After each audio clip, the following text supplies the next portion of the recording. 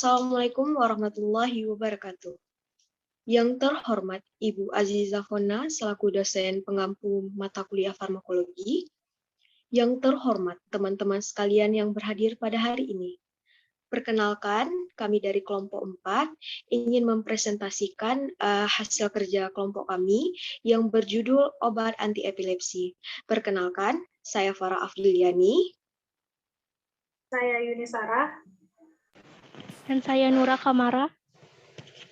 Dan saya Yolanda Naca Indria. Saya Nasya Rahmadillah. Dan saya Jihan Faradilah.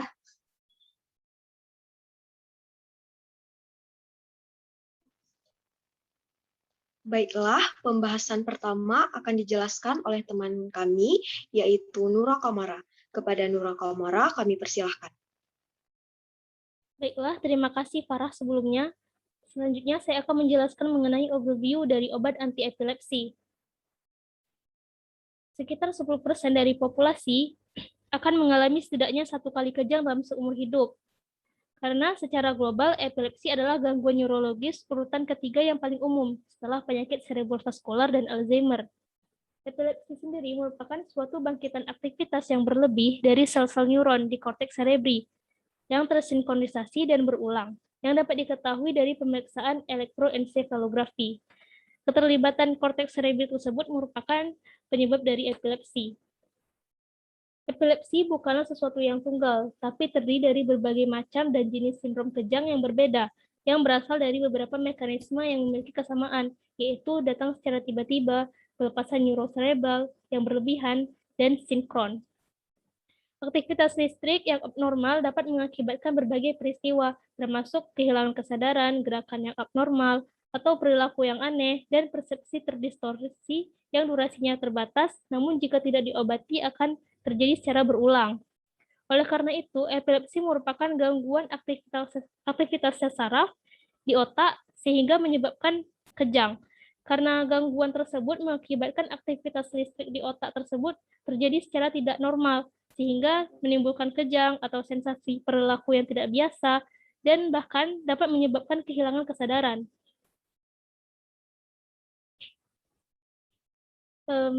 Epilepsi tersendiri disebabkan oleh cedera otak traumatik atau traumatic brain injury. Karena cedera otak tersebut dapat mengakibatkan terjadinya epilepsi 3 kali lebih sering dibanding populasi umum. Namun, individu dengan kondisi epilepsi atau bangkitan dapat mengalami risiko tinggi terjadinya cedera kepala, baik secara aktivitas kejangnya atau dari pengaruh obat anti epilepsi.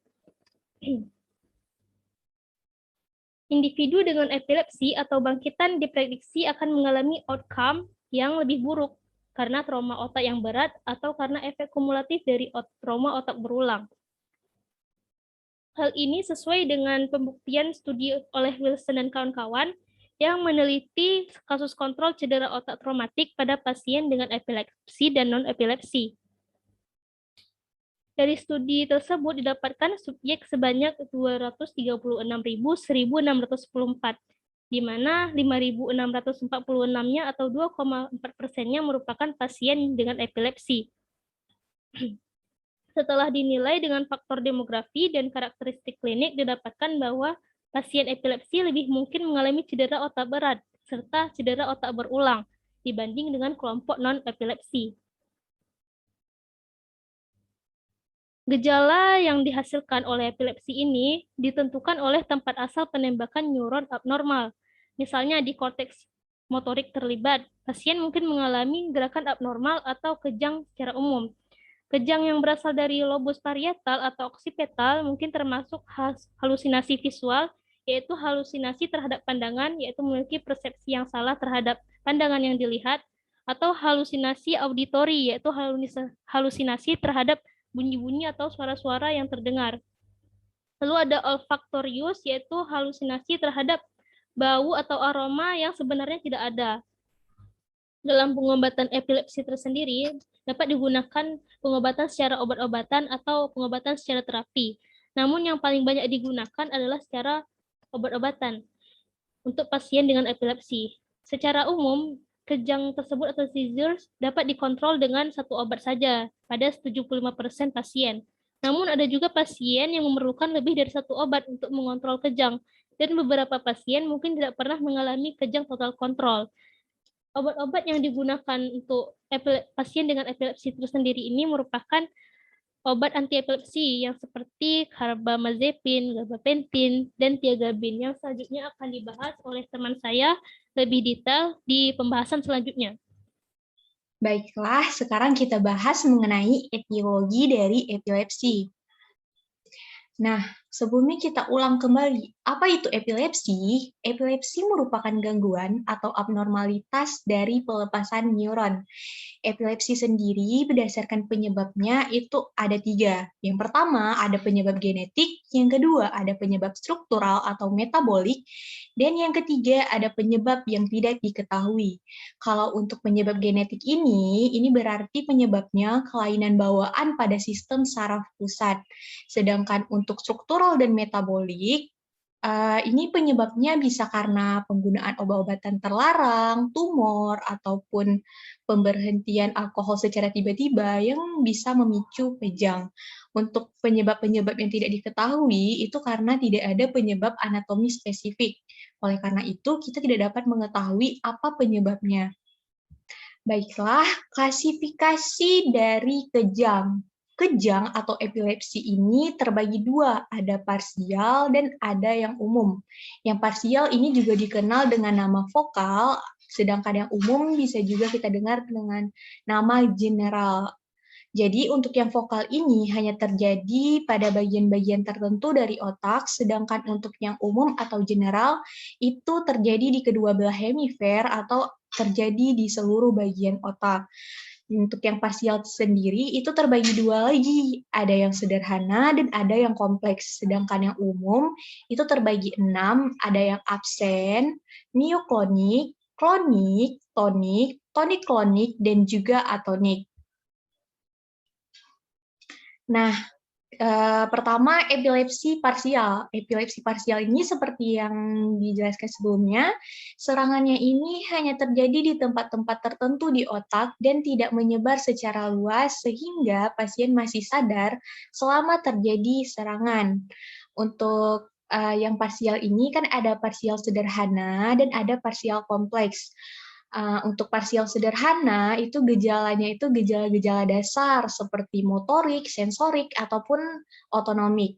Jadi dia ini terjadi gerakan kedutan klonis dan ritmis pada satu bagian tubuh aja, satu sisi bagian tubuh. Sedangkan untuk parsial kompleks, ini kesadarannya ini mulai terganggu, dan gejalanya ini lebih kompleks, dan biasanya terjadi gangguan mental yang bersifat sementara, sehingga si penderita ini akan melakukan gerakan-gerakan otomatis yang tidak terkendali, seperti mengunyah ataupun meringis. Nah, biasanya untuk parsial kompleks ini, sesudah kejang akan terjadi fugio. Apa itu fugio? Pasien dapat beraktivitas kembali tapi tidak mampu mengingat ketika serangan tadi. Nah, untuk selanjutnya ada epilepsi umum. Ya, epilepsi umum ini epilepsi yang fokus epileptikusnya itu ada di kedua belah hemisfer atau di seluruh bagian otak. Jadi, karena dia ini terjadi di seluruh bagian otak, maka epilepsi ini akan mempengaruhi kesadaran dari si penderitanya. Nah, jenis yang pertama itu ada absen. Absen ini merupakan kejang yang ditandai dengan terhentinya tingkah laku seseorang. Biasanya absen ini cuma terjadi selama beberapa detik, sehingga seringnya tidak disadari. Umumnya, absen ini terjadi pada anak-anak dan juga remaja. Yang kedua, ada mioklonik. Mioklonik ini kejang yang terdiri dari kontraksi otot yang berulang selama beberapa menit. Nah, biasanya mioklonik ini terjadi pada saat pagi hari setelah bangun tidur. pasien akan mengalami sentakan secara tiba-tiba. Dan mioklonik ini bukan terjadi sama orang epilepsi aja, orang yang mengalami epilepsi aja, tapi dia juga bisa terjadi dengan orang normal. Selanjutnya ini ada si klonik. Klonik ini mirip dengan si mioklonik. Bedanya itu, kalau misalnya si mioklonik, kesadarannya ini lebih terganggu. Dia juga mengalami sentakan secara tiba-tiba, dan jadi ada dua. Yang pertama ada klonik yang bersifat ringan, dan ada juga klonik yang bersifat parah. Kalau yang bersifat ringan, itu biasa gerakannya bahkan tidak diketahui oleh orang lain, sedangkan yang bersifat parah, itu bisa menyebabkan jatuh dan bahkan terluka. Nah, yang keempat ada tonik. Tonik ini merupakan kejang yang ditandai dengan kekuatan otot yang meningkat secara tiba-tiba. Apa yang terjadi kalau misalnya kekuatan otot meningkat secara tiba-tiba? Maka tubuh, lengan, dan kaki itu akan menegang atau mengencang secara tiba-tiba. Sehingga kalau misalnya penderita ini misalnya lagi kambuh, terus si pasiennya ini lagi berdiri, jadi otomatis dia ini akan terjatuh karena tiba-tiba seluruh bagian tubuhnya itu menegang. Sedangkan si atonik ini kebalikan dari si tonik. Kalau tonik tadi meningkat kekuatannya secara tiba-tiba, si atonik ini kehilangan kekuatan otot secara tiba-tiba. Nah, ini juga bisa menyebabkan si pasien ini jatuh karena kehilangan kekuatan ototnya. Tapi ini tuh hanya terjadi sementara atau sebentar, sehingga pasien dapat bangkit kembali. Dan yang terakhir ada tonik klonik. Tonik klonik ini merupakan kejang epilepsi yang mulai-mulanya itu ditandai dengan kekakuan otot dan diikuti dengan hentakan secara berkala. Jadi seperti yang kita ketahui, kalau si tonik tadi ini menyebabkan kekakuan otot karena kekuatan ototnya meningkat secara tiba-tiba, sedangkan si klonik ini dia menyebabkan hentakan. Jadi otomatis si tonik klonik ini awalnya ototnya kaku, yang kedua terjadi hentakan. Jadi jenis epilepsi ini merupakan epilepsi yang paling umum terjadi, yang paling sering terjadi. Pasiennya ini tiba-tiba terjatuh, terus dia mengalami kejang, nafasnya terengah-engah, dan keluar air liur. Nah, fase biasanya ini terjadi selama beberapa menit, diawali dengan fase tonik yang biasa 30-60 detik, dan dilanjutkan dengan fase klonik 30 sampai dengan 60 detik. Nah, kita sekarang bahas patofisiologi dari epilepsi. Secara umum, patofisiologi dari epilepsi ini diakibatkan karena ketidakseimbangan neuron eksitasi dan inhibisi. Jadi eksitasinya yang berlebihan dan inhibisinya yang kurang. Pada epilepsi ini biasanya neurotransmitter yang berperan itu ada GABA untuk inhibisi dan glutamat untuk eksitasi.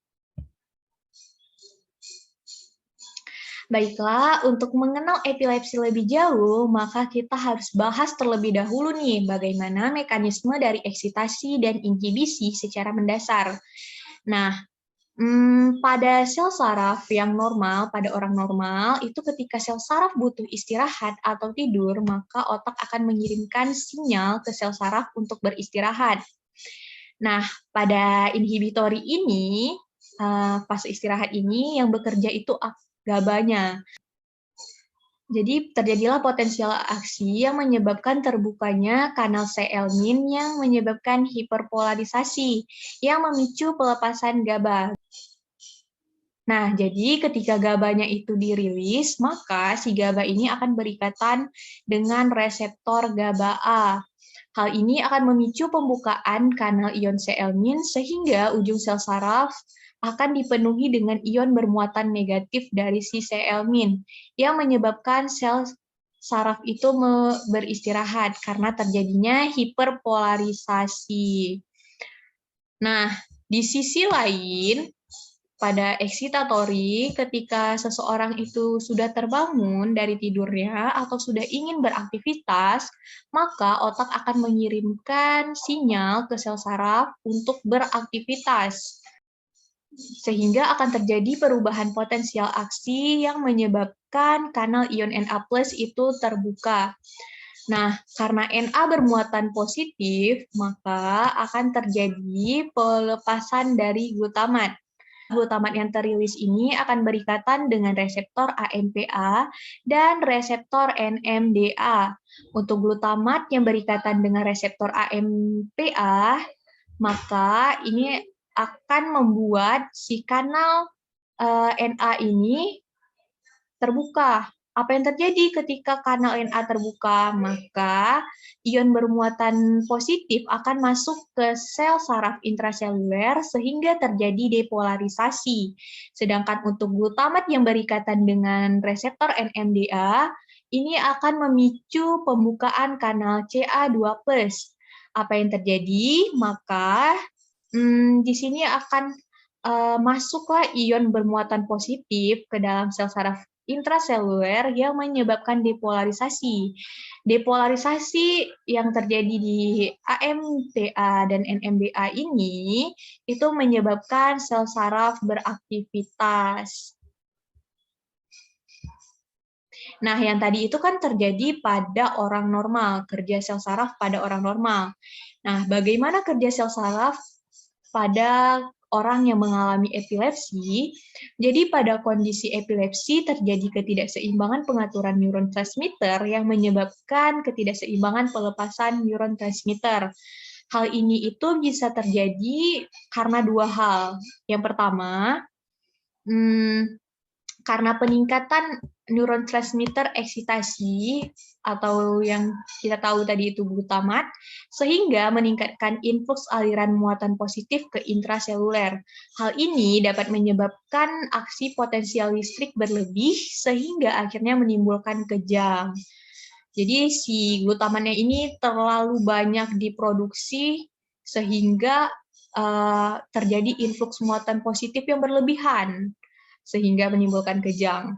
Untuk yang kedua, itu ada penurunan neurotransmitter inhibisi atau yang kita kenal dengan GABA. Jadi menurunnya produksi GABA ini membuat si GABA yang berikatan dengan reseptor GABA-A itu berkurang, sehingga influx muatan negatifnya juga ikut berkurang. Dan sel saraf ini tidak dapat diistirahatkan dengan baik, sehingga manifestasi klinisnya ini bakal terjadi kejang. Nah, intinya ini pada orang yang epilepsi itu terjadi ketidakseimbangan antara produksi GABA atau glutamat. Jadi kalau misalnya bisa terjadi karena GABA-nya yang kekurangan diproduksi atau si glutamatnya yang kelebihan diproduksi. Jadi intinya itu. Nah, karena kita telah memahami nih mekanisme patofisiologinya, jadi kita bakal lebih mudah nih untuk memahami bagaimana sih kerja obat dari obat anti-epilepsi ini. Jadi biasanya obat-obat anti-epilepsi ini itu sudah tertarget pada part-part tertentu. Apa itu menargetkan produksi senyawa GABA-nya, atau menargetkan pengendalian si glutamatnya, atau menargetkan ke kanal natriumnya, atau bahkan ke reseptornya. Biasanya obat-obat anti-epilepsi ini memblokir gerbang-gerbang kanal bermuatan positif seperti Na dan Ca2+, agar tidak terjadi hipereksitasi, atau bisa juga obat-obat yang anti-epilepsi ini meningkatkan produksi dari si GABA-nya, supaya sel saraf dapat beristirahat dengan baik. Lalu, hal yang perlu ditekankan adalah obat anti-epilepsi ini hanya dapat menekan kejang, tapi tidak bisa menyembuhkan atau mencegah epilepsi sendiri. Baiklah, sekian dari penjelasan etiologi dari epilepsi. Baik, di sini saya akan menjelaskan tentang drug selection of epilepsy atau pemilihan obat untuk epilepsi. Nah, sebelum kita memasuki tentang pemilihan obat epilepsi, kita perlu mengetahui adanya perbedaan antara epilepsi dan kejang. Epilepsi merupakan suatu penyakit, sementara kejang hanyalah sebuah gejala. Meskipun sebagian besar manifestasi klinis dari epilepsi berupa kejang, tetapi tidak semua kejang itu menunjukkan tanda-tanda dari epilepsi. Misalnya, apabila suatu kejangnya ini ada kondisi yang mendasarinya, seperti pasien yang mengalami kejang, tetapi sebelumnya ia telah mengalami demam yang tinggi atau hal-hal lain yang mendasari kejang tersebut. Nah, ini tidak bisa kita masukkan sebagai penyakit epilepsi. Dengan demikian, dalam pemilihan obat perlu dilakukan diagnosis terhadap pasien terlebih dahulu dengan memperhatikan beberapa hal berikut untuk mengetahui apakah pasien tersebut benar terkena epilepsi atau tidak. Nah, kita dapat menanyakan kepada keluarga pasien tentang gejala sebelum mengalami seizure. Apakah pasien mengalami perubahan perilaku, berkeringat, mengantuk, atau lebih sensitif dari biasanya. Nah, yang kedua, kita dapat bertanya tentang gejala saat mengalami seizure. Hal ini perlu ditanyakan untuk mengetahui pola dari pasien tersebut. Dengan deviasi mata, apakah terjadi lidah yang tergigit, apakah terjadi gerakan otomatis seperti mengecap-ngecap atau mengunyah. Nah, yang ketiga, kita dapat bertanya tentang gejala setelah pasien mengalami seizure. Apakah pasien itu kebingungan, kelelahan, nyeri kepala, atau terjadinya toxporesis. Nah, toxporesis ini merupakan suatu istilah yang menggambarkan adanya kelemahan yang terjadi setelah pasien mengalami bangkitan. Kemudian kita dapat mendiagnosa menggunakan beberapa hal berikut. Yang pertama ada CT scan. Nah, CT scan ini menggunakan sinar X. Pemeriksaannya menunjukkan adanya abnormalitas pada otak yang mungkin menjadi penyebab dasarnya kejang tersebut, seperti adanya tumor dan pendarahan. Yang kedua, MRI. Nah, MRI ini adalah pemeriksaan menggunakan medan magnet kuat untuk menghasilkan pencitraan detail pada otak. Yang ketiga ada PET. PET menggunakan sejumlah kecil zat radioaktif yang disuntikan ke dalam pembuluh darah vena untuk membantu visualisasikan area aktif otak dan mendeteksi adanya abnormalitas. Kemudian yang terakhir ada SPECT. Nah, SPECT ini digunakan apabila MRI yang kita lakukan tidak dapat menunjukkan dengan baik lokasi dari otak yang menjadi asal dari kejang tersebut, maka kita dapat menggunakan SPECT.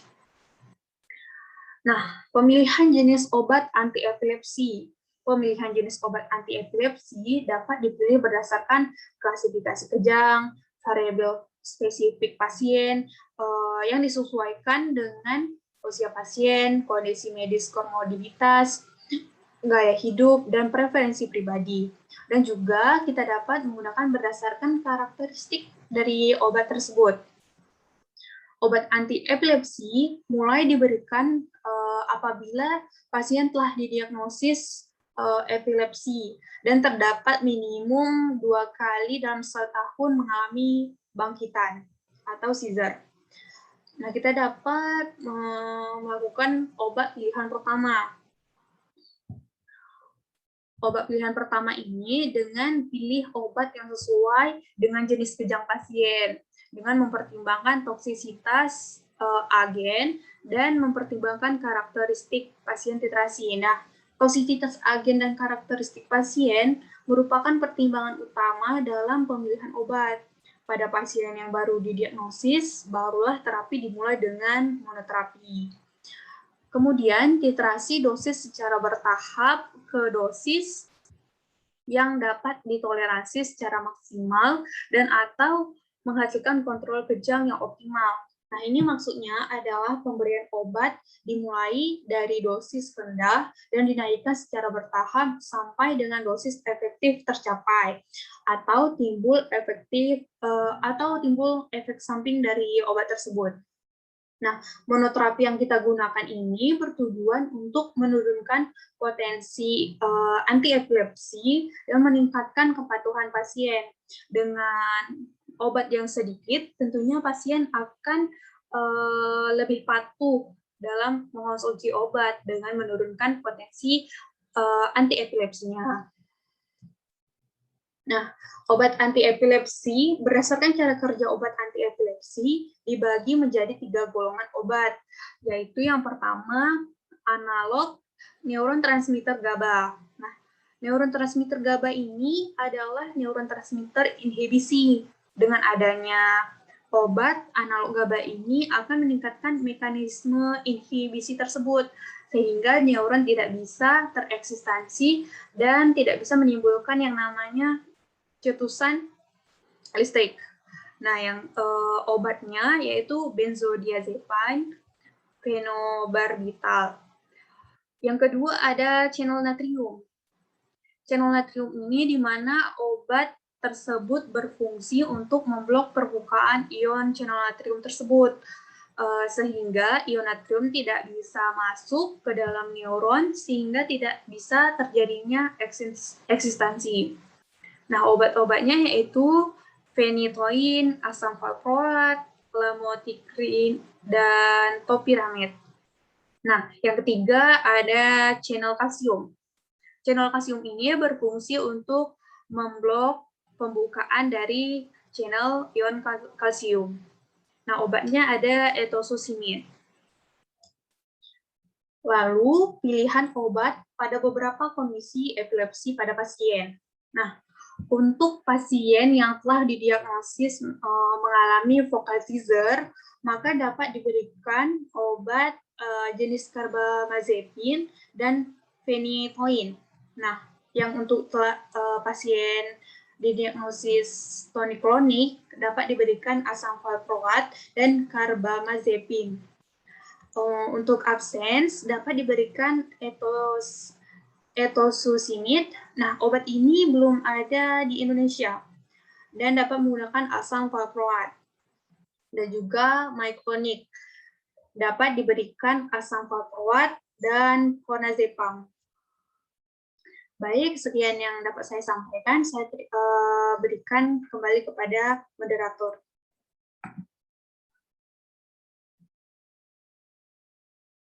Baik, saya akan melanjutkan penjelasan tentang drug selection atau pemilihan obat. Sebelumnya, pemilihan jenis obat anti-epilepsi ada dua, yaitu obat pilihan pertama dan obat pilihan kedua. Di sini saya akan menjelaskan tentang obat pilihan kedua, yang mana obat pilihan pertama sudah dijelaskan oleh teman saya sebelumnya. Pada gambar ini, kita bisa melihat strategi terapeutik untuk mengelola epilepsi yang baru didiagnosis. Dari gambar sebelumnya dapat dijelaskan bahwa obat kedua dititrasi ke tingkat terapeutik yang mengontrol kejang sebelum menonjol dan menghentikan agen anti kejang asli. Jika obat pertama dikaitkan dengan efek samping yang signifikan, itu harus diturunkan ketika obat kedua ditambahkan. Apabila kejang teratasi dengan obat anti-epilepsi, maka pertimbangkan kembali apakah terdapat efek samping yang signifikan atau tidak. Bila terdapat efek yang signifikan, maka dilakukan penurunan dosis obat. Apabila dengan monoterapi awal tidak dapat mengatasi kejang, dipertimbangkan apakah terdapat efek samping atau tidak. Jika kejang masih tetap terjadi, maka dilakukan kombinasi antar dua obat yang bertujuan untuk menghentikan kejang. Bila dengan kedua obat tersebut kejang masih belum bisa teratasi, maka dilakukan terapi obat alternatif. Namun, bila sudah melakukan pemberian kombinasi antar dua obat dan juga terapi alternatif dan kejang masih belum bisa teratasi, maka dilakukan pertimbangan stimulasi saraf-vagal. Dibandingkan dengan yang menerima terapi kombinasi, pasien yang menerima monoterapi menunjukkan pengobatan yang lebih baik dan efek samping yang lebih sedikit. Jika kejang tidak dapat dikendalikan dengan pengobatan pertama, monoterapi dengan pengobatan alternatif atau tambahan obat harus dipertimbangkan. Sekian dari saya. Untuk penjelasan selanjutnya akan dilanjutkan oleh teman saya. Terima kasih.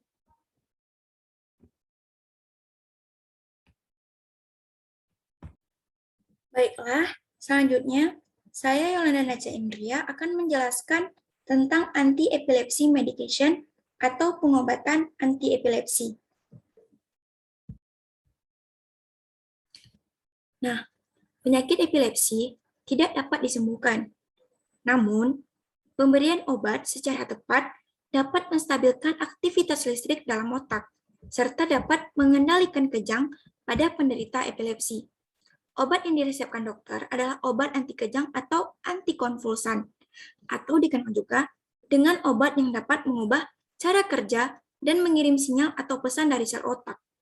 Antikonvulsan ini, dia membantu menormalkan cara impuls saraf yang bekerja di sepanjang sel-sel saraf yang membantu mencegah atau mengobati kejang.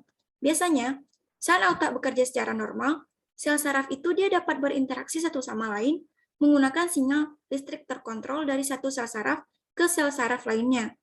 Hal ini memberitahukan kepada tubuh untuk melakukan semua yang dibutuhkan atau ingin lakukan.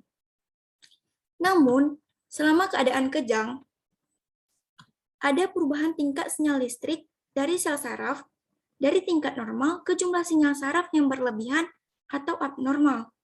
Peningkatan aktivitas saraf ini menyebabkan adanya tanda-tanda dan gejala kejang. Hal ini dapat menyebabkan terjadinya cedera pada bagian otak, stroke, tumor otak, penyakit genetik, masalah metabolisme tubuh, atau masalah toksisitas. Nah, antikonvulsan ini dia juga berperan untuk mengobati nyeri saraf dan mengobati gangguan bipolar. Antikonvulsan menjaga impuls sel saraf ke tingkat normal sehingga tidak menjadi berlebihan atau tidak terkontrol. Dia menjaga impuls sel saraf agar tetap normal dan tidak menjadi abnormal. Itulah sebabnya antikonvulsan digunakan dalam gangguan kejang atau penyakit epilepsi. Selanjutnya, saya akan menjelaskan beberapa jenis obat terapi anti-epilepsi atau antikonvulsan yang biasa digunakan. Yang pertama ada carbamazepine. Sini indikasi carbamazepine adalah sebagai obat anti-epilepsi dan nyeri yang berhubungan dengan neuralgia trigeminal sejati. Dan carbamazepine juga biasa digunakan untuk pengobatan episode manik dan episode manik depresif campuran yang disebabkan oleh gangguan bipolar 1. Carbamazepine ini juga dikategorikan sebagai obat antikonvulsan atau anti-epilepsi. Cara kerja carbamazepine ialah carbamazepine bekerja dengan cara mengurangi impuls saraf yang disampaikan oleh neurotransmitter ke bagian sinapsis yang menyebabkan kejang dan nyeri saraf, seperti neuralgia trigeminal, seperti yang sudah saya sebutkan tadi, dan neuropati diabetik. Carbamazepine ini juga menghambat kanal ion natrium agar tidak mencapai status istirahat pada membran potensial yang dihiperpolarisasi. Hiperpolarisasi ini ialah keadaan di mana potensial membran menjadi lebih rendah daripada potensial istirahatnya membran. Selanjutnya, saya menjelaskan tentang farmakokinetik dari carbamazepine. Di sini, carbamazepine agak lambat dalam proses pengabsorpsian. Namun, penyerapan obat sangat baik saat dikonsumsi per oral. Bioavailabilitas atau ketersediaan hayati tablet extend release adalah 89%. Konsentrasi puncak dalam plasma darah selama konsumsi per oral terjadi dalam waktu 4-12 jam. Namun, dapat mencapai hingga 24 jam dalam keadaan overdosis. Saat distribusi, carbamazepine berikatan dengan plasma protein sebesar 76%. Distribusi obat juga bisa ke dalam air susu ibu dengan konsentrasi sebesar 60% dari kadar plasma maternal. Volume distribusi obat adalah sekitar 0,79 sampai 1,4 liter per kilogram berat badan, yang dapat meningkat pada pengobatan jangka panjang hingga mencapai kisaran 0,96 sampai 2,07 liter per kilogram berat badan.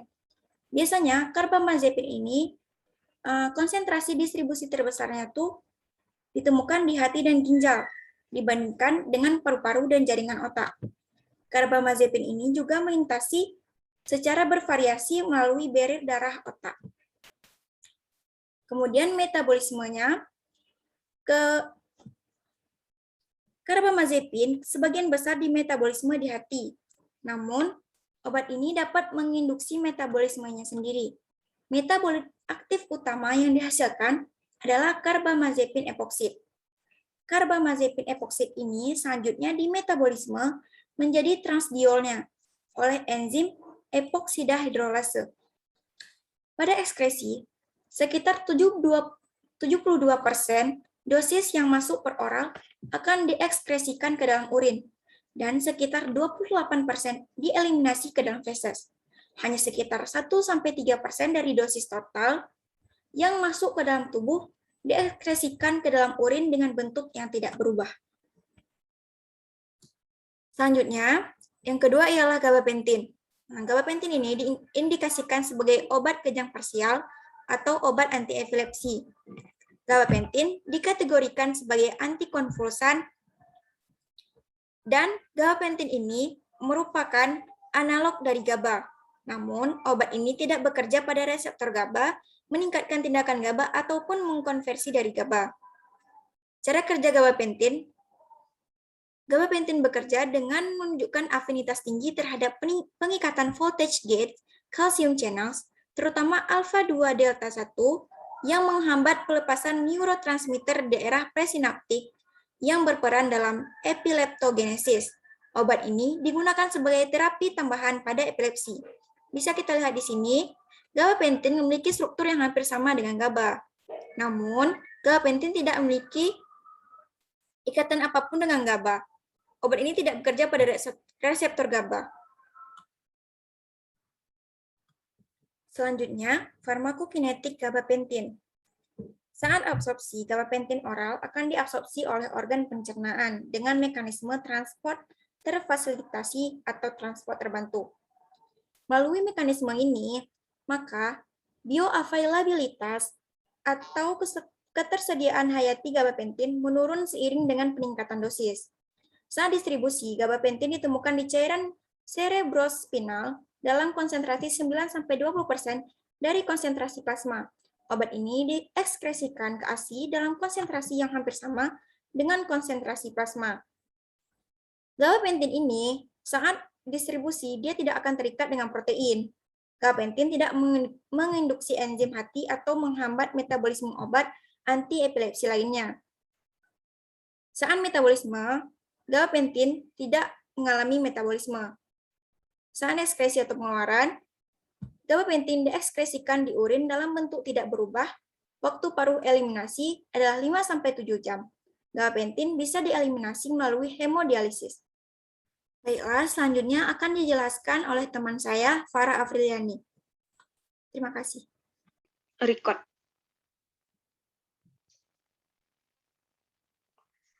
Baiklah, selanjutnya yang ketiga ada oxcarbazepin. Indikasinya atau tujuan penggunaannya yaitu untuk kejang parsial atau kejang vokal, yang mana kejang parsial ini adalah kejang yang berdampak hanya pada satu sisi otak saja. Di mana apabila yang terdampak adalah sisi otak sebelah kanan, maka yang mengalami gangguan adalah tubuh sebelah kiri. Begitu pula sebaliknya. Obat ini bisa diminum sendiri atau bisa juga dikombinasikan dengan obat kejang lainnya yang dikonsumsi secara harian. Selanjutnya untuk kelasnya yaitu antikonvulsan atau anti kejang, yaitu obat yang digunakan untuk mengontrol atau mencegah kejang. Untuk cara kerjanya, oxcarbazepin adalah prodrug yang dengan cepat direduksi menjadi metabolit 10 monohidroksi atau disingkat MHD yang bertanggung jawab atas aktivitas antikonvulsan. Jadi MHD ini memblokir saluran natrium yang sensitif terhadap tegangan, menstabilkan membran neuron yang terhipereksit, menghambat penembakan berulang dan mengurangi propagasi impuls sinaptik. Tindakan tersebut diyakini dapat mencegah penyebaran kejang nantinya. Next.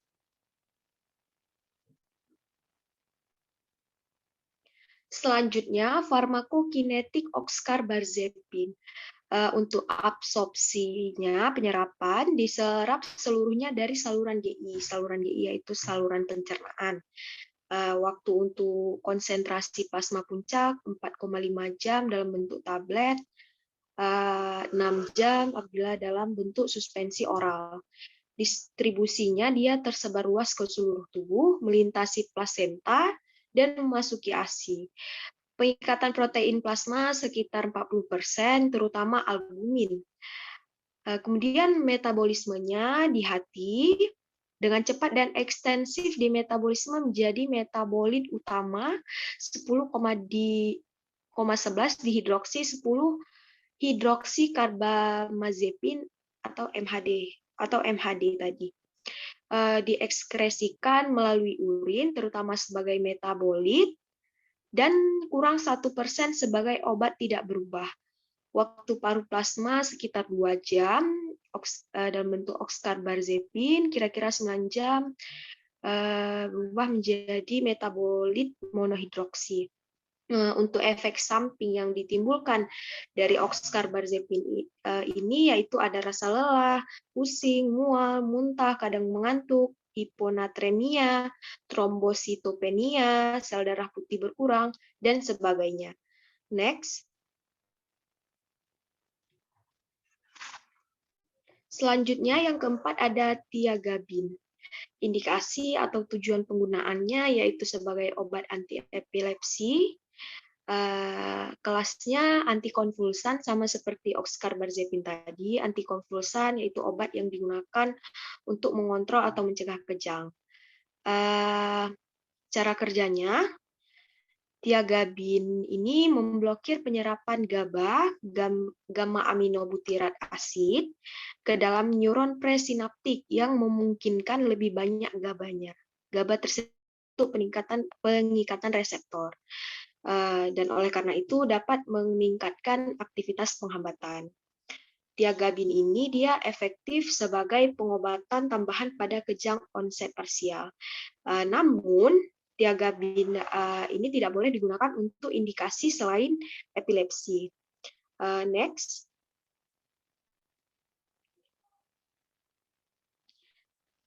Selanjutnya farmakokinetik tiagabin. Absorpsinya dia mudah diserap setelah pemberian oral, distribusinya tersebar luas ke seluruh tubuh, pengikatan protein plasmanya sekitar 96%, metabolisme dia sebagian besar di metabolisme di hati, untuk pengeluarannya atau ekspresinya diekskresikan sebagai metabolit dalam feses dan pada tingkat yang lebih rendah dalam urin. Kurang 2% dosis dieliminasi sebagai obat tidak berubah. Waktu paruh eliminasi sekitar 7-9 jam. Untuk efek samping dari pemakaian tiagabin ini ada penglihatan kabur, kesulitan dalam konsentrasi, insomnia, perasaan depresi, dan apaksia. Mungkin sekian presentasi dari saya. Terima kasih. Baiklah, sekian presentasi dari kelompok kami. Mohon maaf apabila ada kesalahan dan kekurangan. Billahi taufiq wal hidayah. Assalamualaikum warahmatullahi wabarakatuh.